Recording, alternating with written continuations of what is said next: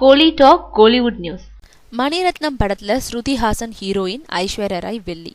மணிரத்னம் தான் மகேஷ் பாபுவை வச்சு எடுக்கும் படத்துல நடிக்குமாறு ஸ்ருதி ஹாசனை கேட்டிருக்காரு.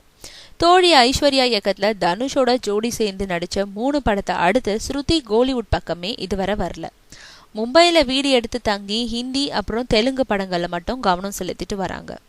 இந்த நிலையில அவங்க மீண்டும் தமிழ் படத்துல நடிக்க இருக்காங்கன்ற தகவல் கிடைச்சிருக்கு. மணிரத்னம் மகேஷ் பாபுவை வச்சு ஒரு படத்தை எடுத்து அதை தமிழ் மற்றும் தெலுங்குல வெளியிடுறாருன்றது எல்லாருமே அறிந்த செய்தி.